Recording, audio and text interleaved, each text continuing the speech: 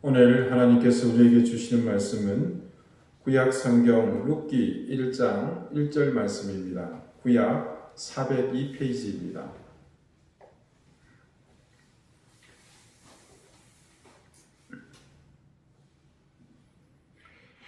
룻기 1장 1절의 말씀을 제가 읽겠습니다. 이제 다 같이 하나님의 말씀을 경청하십시오. 사사들이 치리하던 때에 그 땅에 흉년이 드니라. 유다 베들레헴의 한 사람이 그의 아내와 두 아들을 데리고 모압 지방에 가서 거류하였더니. 아멘. 하나님께서 이 말씀으로 우리에게 은혜 주시기를 원합니다. 오늘은 모압 지방에 가서라는 제목으로 하나님의 말씀을 여러분에게 증거하겠습니다.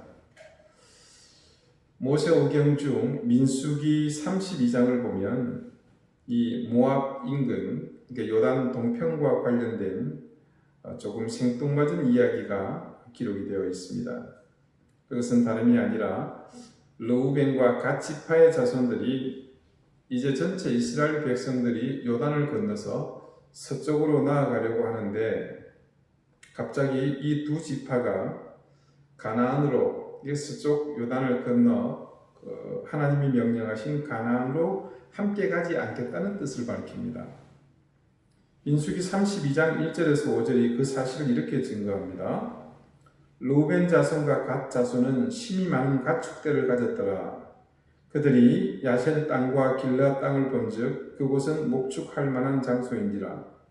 갓 자손과 르우벤 자손이 와서 모세와 제사장 엘르아살과 회중 지휘관들에게 말하여 이르되 아다롯과 디본과 야셀과 니므라와 헤스본과 엘라알레와 스밤과 느부와 부온 곧 여호와께서 이스라엘 회중 앞에서 쳐서 멸하신 땅은 목축할 만한 장소요 당신의 종들에게는 가축이 있나이다.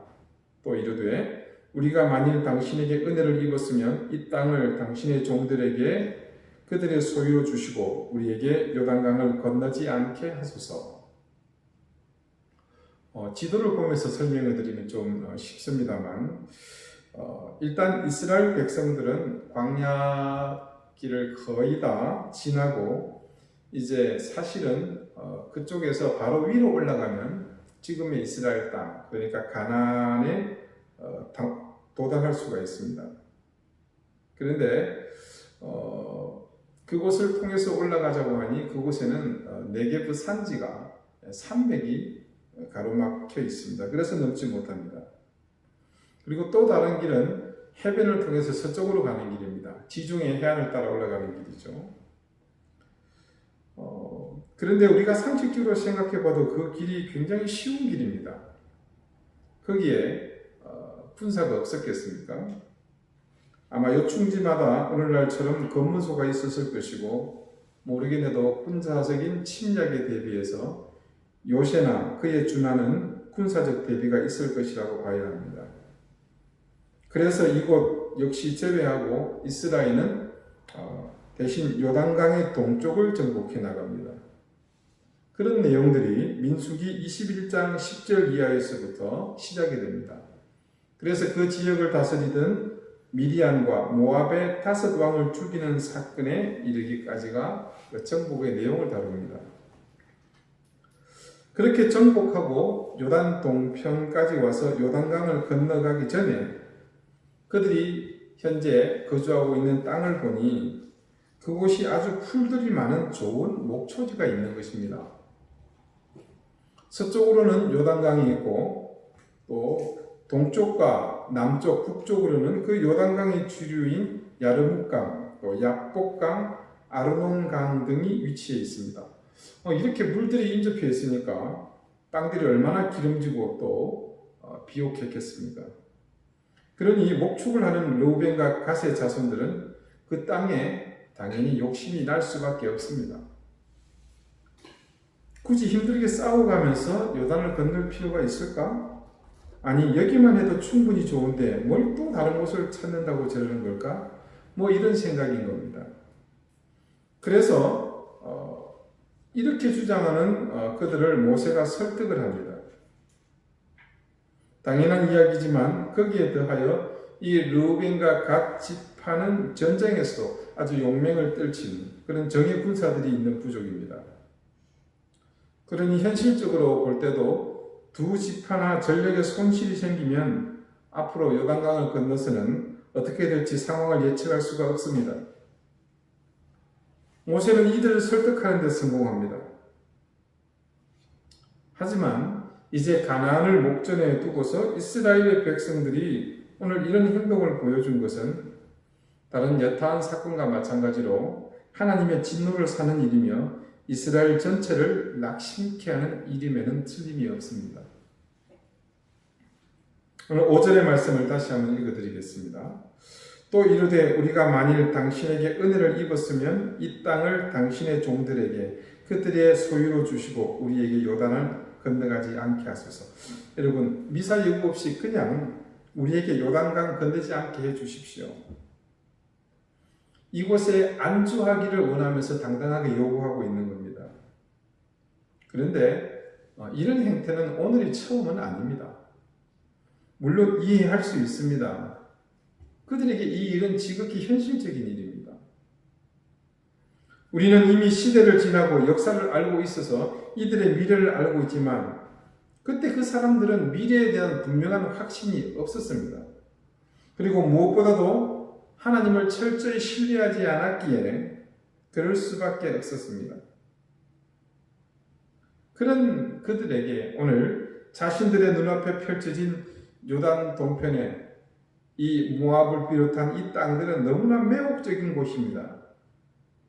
불확실한 미래보다는 그나마 현실에 안주하고 싶은 마음이 그들에게 있었던 것이죠.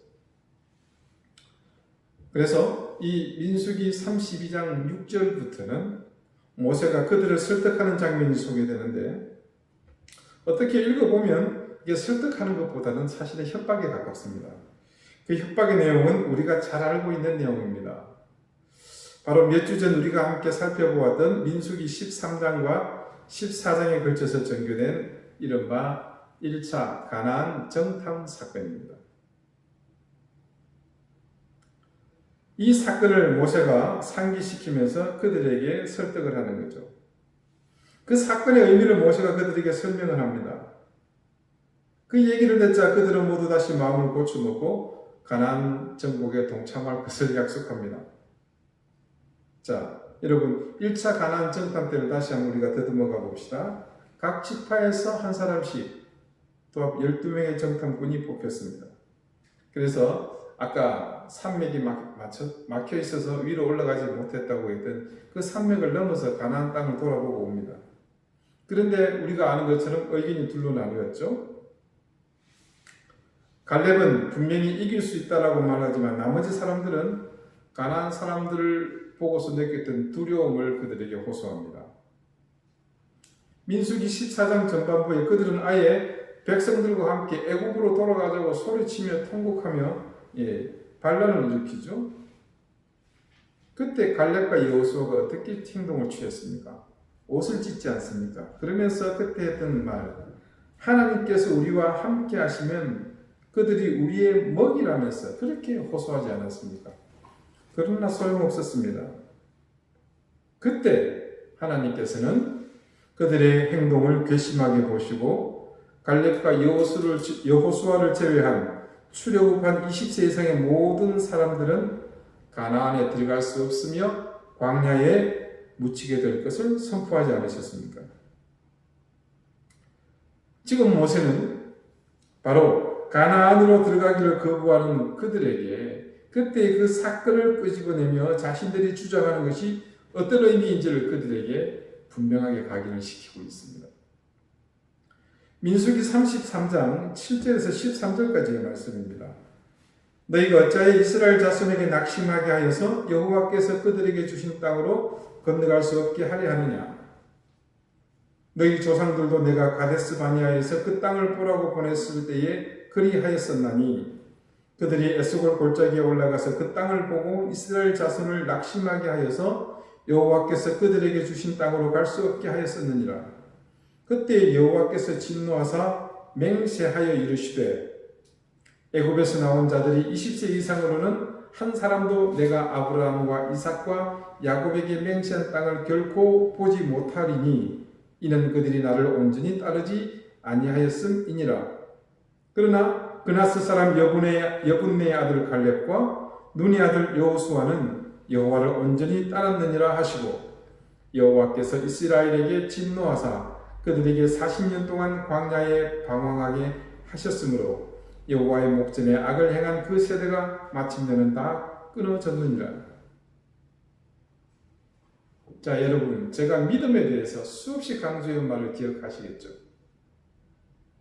내가 믿고 싶은 것을 믿는 것이 아니라 무엇을 믿는다고요? 마땅히 믿어야 할 것을 믿는 그것이 믿음이라고 말씀드렸습니다. 그런데 우리의 신앙에 있어서 또 한 가지 우리가 깊이 새겨야 할 것이 있습니다. 그것은 신앙은 눈에 보이는 것을 믿는 것이 아니라 눈에 보이지 않는 것을 믿는 것이다. 고린도후서 4장 18절에서 고린도 교회의 교인들에게 바울이 이같이 말합니다. 우리가 주목하는 것은 보이는 것이 아니요 보이지 않는 것이니 보이는 것은 잠깐이요 보이지 않는 것은 영원함이라. 우리가 신앙생활을 하면서 오늘 르우벤 이 갓지파와 같은 모습으로 살아서는 안 됩니다. 오늘 그들의 행동은 세속의 가치를 따라가는 것을 상징합니다. 돈을 따라서 살아가는 방법입니다. 권력을 따라 몰려드는 사람들과 같은 삶입니다. 명예나 다른 세상의 가치를 쫓아가는 것과 같은 모습이지요. 세상은 오늘 요단 동편에서 보았던 것처럼 그들에게 너무도 당연하고 또 아름답게 보여집니다. 돈 많은 사람들이 부러워 보이고 또 권력을 가진 사람들은 대단해 보입니다. 그러나 우리 신앙인은 그것보다 더 존귀하고 귀중한 가치를 볼 수 있어야 합니다. 여러분, 갈렙과 여호수아 역시 그 10명의 정탐꾼과 똑같이 가나안의 장대한 거인들을 보았습니다. 그들이라고 왜 처음 본 그 거대한 거구의 거인들을 보면서 두려움이 안 생겼었겠습니까? 그들이 육의 눈으로 보았을 때는 다른 정탐꾼들과 동일하게 두려웠습니다. 그러나 여호수아와 갈렙이 다시 영의 눈으로 보았을 때는 상황이 달랐습니다. 처음에는 다가와서 한번 휘두르면 모두가 한 방에 나가 떨어질 것만 같았는데 하나님의 눈으로, 영의 눈으로 그것을 바라보니까 이거는 한 주먹감도 안 되는 겁니다. 겉으로 드러난 사실은 두려움이고 위축되게 하는 그런 대상이지만, 그러나 진실은 두려움도 위축됨도 아닌 담대함과 그리고 이미 결정된 승리뿐입니다. 여러분의 신앙의 현장, 그리고 그 신앙으로 살아가는 삶의 현장에 수없이 많은 도전들이 여러분 앞에 놓여 있으실 겁니다. 그래서 여러분은 새벽마다 잠자리에 들 때마다 매일 매순간 그런 문제로 하나님께 기도하고 계십니다. 그래서 예배 자리에 나오시는 여러분의 양손에는 언제나 그런 기도의 제목들이 가득 들려 있습니다. 사랑하는 여러분, 여러분이 들고 있는 기도의 제목들을 오늘 10명의 정탐꾼이나 혹은 르우벤과 갓 지파의 자손들의 시각으로 보시지 마시고 여호수아와 갈렙의 눈으로 보시기 바랍니다. 아마 그러면 상당수의 기도에 이미 응답이 되어 있다는 것을 여러분은 깨닫게 될 겁니다. 여러분이 당하고 있는 물질의 환난, 질병으로 인해 무시로 겪는 두려움, 그 모든 것은 가나안 땅에 있던 외적으로서 덩치만 큰 우리의 밥인 아낙 자손일 뿐입니다. 그리고 그와 함께 여러분을 혼란으로 빠뜨리는 대부분의 일들은 오늘 르우벤 자손과 갓 자손들의 마음을 빼앗았던 요단 동편에 보이는 풀밭일 뿐입니다. 하나님의 자녀된 여러분, 예수 그리스도께서 나의 구주이심을 믿는 여러분, 믿음의 눈으로 거대한 네피림의 후손인 아낙의 자손들을 먹어치워 버리시고 요단의 기름진 땅을 가뿐히 넘어서시는 그런 신앙을 가지게 되시기 바랍니다. 여러분은 이 우주 만물을 통틀어서 가장 위대하신 그리고 유일한 힘의 원천이 되시는 하나님의 자녀입니다. 지난주 우리는 이스라엘의 역사 속에서 또 그리고 신학적으로도 사사들이 치리하던 그 시대가 영적으로 아주 암울한 암흑기라는 것을 알게 되었습니다. 또한 그 시대에 그래서 흉년이 든 것은 분명한 영적인 메시지가 있다는 것도 함께 알게 되었습니다. 자, 그런 시대에 유대 땅 베들레헴에 사는 한 사람이 있었습니다. 베들레헴의 이 의미는 문자 그대로 떡집입니다. 떡, 그러니까 먹을 것이 있는 장소라는 말이죠. 여러분, 요즘은 어디든 가면 먹을 것이 넘쳐납니다. 자, 제주에 방문하는 지인들이 한 번씩 전화가 옵니다. 어디 가면 무슨 맛집이 있나요? 예, 텔레비전을 켜면 여러분 방송사들마다 먹는 것 취주해서 앞다투어 방송하느라고 요즘 TV를 켜도 온통 먹는 것 천지입니다. 그런데 우리나라도 그랬지만 그 시대는 전 세계 어디나 먹을 것을 구하는 것이 일생을 두고 매일매일 걱정하고 또 그렇게 해결해야 할 실제적인 삶의 현안이었습니다. 그런 시대, 그런 환경 속에서 동네의 이름이 떡집입니다. 자, 그렇게 불렸다는 것, 떡이 있는 집으로 불렸다는 것은 상당히 시사하는 바가 큽니다. 자, 몇몇의 주석은 이 베들레헴을 이렇게도 해석합니다. 단순히 떡으로만 해석하는 것이 아니라 양식으로 이렇게 확대 해석을 합니다. 상당히 설득력이 있다고 저는 생각합니다. 아무튼 떡집이 되었건 양식 있는 집이 되었건 간에 그 시대 그 동네는 굶주리는 동네는 적어도 아니었다라는 의미겠죠. 그런데 그 동네에 살던 한 사람이 가족을 데리고 이방 땅으로 이주했다고 말씀을 증거합니다. 과연 이 사람이 무슨 이유로 이주를 하게 된 것일까요? 기원전 그 오랜 시대에 자기가 살던 삶의 터전을 떠나서 타지로 이주한다는 것은 여러분, 그것은 자신의 운명을 바꾸는 일입니다. 때로는 목숨을 걸어야 하는 일이기도 합니다. 그 이유에 대해서는 다음 주 말씀에서 조금 더 상세히 다루도록 하겠습니다. 자, 이 가족이 그런데 이주해서 정착하기로 한 곳이 어디입니까? 오늘 말씀은 모압 땅으로 갔다. 그렇게 생각합니다. 왜 이 가정은 많은 땅 중에 다른 지파의 땅도 아니고 이방의 땅 모압을 선택한 것일까요? 하나님께서 척박한 환경을 주시는 것은 다 이유가 있습니다. 그것은 그 척박함 속에서 시선을 들어 하늘을 보라는 그런 의미였습니다. 성경에는 무수히 많은 인물들이 광야의 삶을 거칩니다. 광야는 물이 없고 먹을 것이 없는 곳입니다. 그래서 자신의 노력으로 할 수 있는 것은 아무것도 없습니다.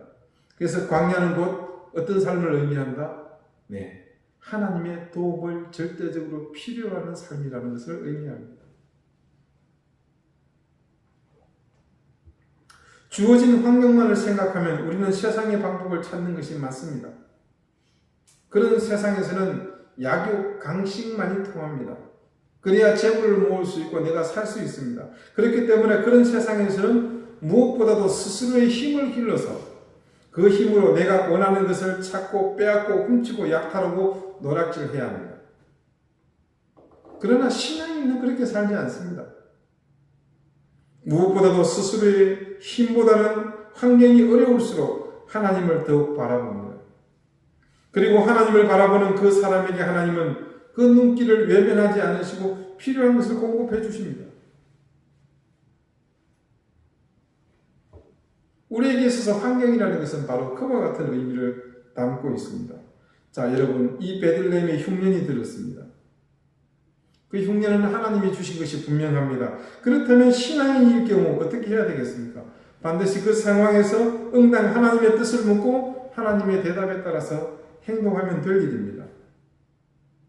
자, 그런데 이 사람이 가족을 데리고 모압으로 떠났다는 것은 전혀 그런 신앙인의 삶의 모습이 없었다는 말과 같습니다. 그 시대가 사사시대였으니 불과 몇 대 앞선 자신들의 선대가 어쩌면 바로 이전에 자기 윗대일 수도 있습니다. 요단 동편에 모압에서 진을 칠 때 그 땅의 풍요로움을 이미 들어서 알고 있었을 것입니다. 여러분 생각해 보십시오. 온 이스라엘이 이제 요단을 건너 서쪽으로 나가려고 하는데, 가나안으로 가려고 하는데 제동이 걸려버렸단 말입니다. 왜요? 르우벤과 갓지파 자손들이 우리 안 가겠다고. 자, 이것이 작은 일이었습니까? 그 사건은 모든 이들이 알고 있는 일이었습니다. 그러므로 조심스럽게 추측하건대 그들의 선택지가 모압이라는 것은 바로 앞서 르우벤과 갓지파가 머무르고자 했던 그 풍요로움을 따라 분명 이동하는 것임을 알 수 있습니다. 결국 흉년이라는 현실적 어려움 앞에서 그들이 택한 것은 하나님께 엎드리는 것이 아니라 세상적 조건을 선택했다는 것입니다. 요단 동편에 있는 이 모압이라는 땅에 어쩌면 이 같은 은혜롭지 못한 사건들이 공통 분모를 가지게 된 것일까요? 창세기 19장 36절에서 38절에는 이 모압의 기원에 대한 말씀이 증거되어 있습니다.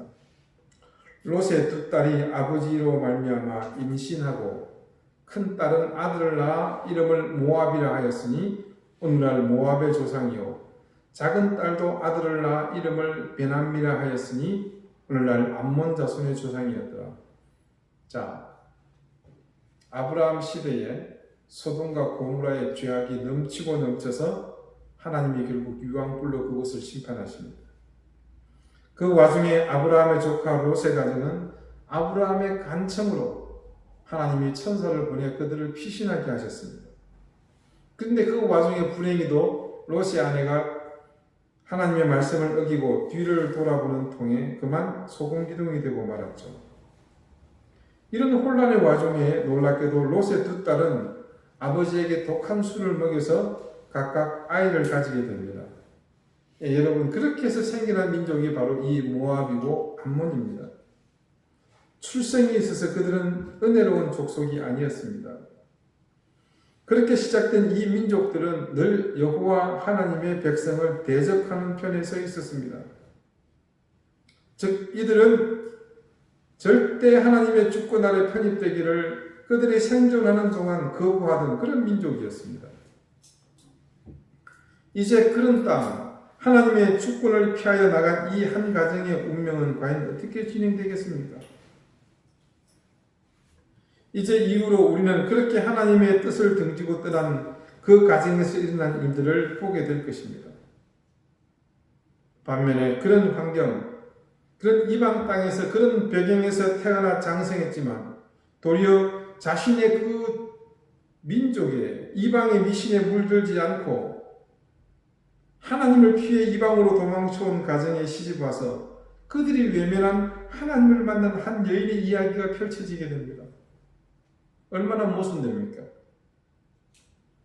사랑하는 방주교회 성도 여러분, 이제껏 여러분이 살아온 인생의 여정을 통틀어서 여러분의 인생을 둘러싼 모든 환경이 언제나 여러분에게 호의적이었습니까? 여러분의 신앙을 그리고 영적으로 이끌기에 부족함 없는 그런 환경이었습니까? 그렇다고 자신 있게 대답하실 분은 아마 거의 없으실 겁니다. 그런 환경, 그런 배경, 그런 인간관계 속에서 여러분은 지금껏 여러분의 신앙을 지켜오셨습니다. 바로 그런 여러분의 인생이 복된 인생입니다. 하나님이 앞으로 여러분의 생에 지금보다 더 귀한 것을 주실 수 있습니다. 그리고 우리는 또한 그것을 바라고 열심히 신앙으로 살기도 합니다. 그러나 여러분, 설령 여러분의 환경보다 더 나은 삶을 주시지 않는다고 해서 실망하거나 혹은 원망하지 마십시오. 지금 이 자리가 바로 은혜의 자리이며 하나님이 내리시는 복의 자리입니다. 앞으로 우리 인생의 장이 지금보다 더 어려울 수도 있습니다. 그리고 우리가 절망할 수 있는 일들은 얼마든지 우리의 삶을 낙심하게 만들 수도 있습니다. 그러나 아무리 수많은 절망한 일들과 낙심할 상황이 생긴다고 하더라도 우리가 하나님을 바라보는 그 눈길을 거두지 않는 한 하나님은 우리의 손을 잡아주시고 우리를 그곳에서 일으켜 주실 것입니다. 여러분, 지금 우리가 바라보고 찾을 곳은 모압이 아닙니다. 지금 우리가 바라보고 찾아야 할 곳은 하늘이며 바로 우리 주님입니다. 코로나 바이러스로 인해 온통 염려와 근심이 가득한 이 땅이 바로 그때의 흉년이 들었던 그 시대와 무엇이 다르겠습니까? 그러므로 이제 우리가 모두 힘을 합쳐 주님을 바라보아야 할 때입니다. 누구를 원망하고 비난하는 것이 중요한 것이 아니라 하나님께서 이 땅을 새롭게 만들어 주시길 기도해야 할 때입니다. 지금 내게 다가오는 고통으로 인해 절망하거나 낙심하지 마십시다. 우리 주님의 은혜와 사랑은 우리가 당하는 고통과 절망에 비할 바가 못 되는 엄청나고 놀라운 것들입니다. 우리 주님은 언제나 그런 놀라움과 위대함으로 우리를 지켜주시는 분이십니다. 그러므로 그 놀라움과 위대함으로 다가오시는 주님을 의지하며 우리 다 함께 오늘 이 자리를 기쁨으로 지켜내십시다. 주님의 소망은 다른 곳에 있지 않습니다. 우리가 주님을 바라보는 바로 그곳, 오늘 우리가 주님을 바라보는 바로 이곳에 있습니다. 기도드리시겠습니다. 자비로우신 주님, 우리는 늘 눈을 들어 하늘을 보기보다 눈을 돌려 모압을 사모하며 살았습니다. 세상의 기준이 가득한 모압, 풍요로워 보이며 인택해 보이며 화려하게 빛나는 요단 동편은 그래서 늘 우리에게 동경의 대상이었습니다.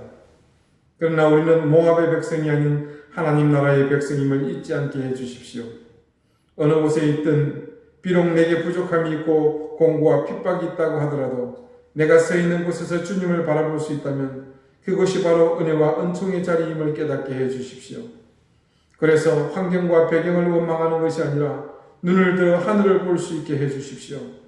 그래서 늘 우리를 바라보시는 주님의 인자와 사랑으로 오늘 이 고난과 역경의 자리를 이겨내는 우리가 되게 해주십시오.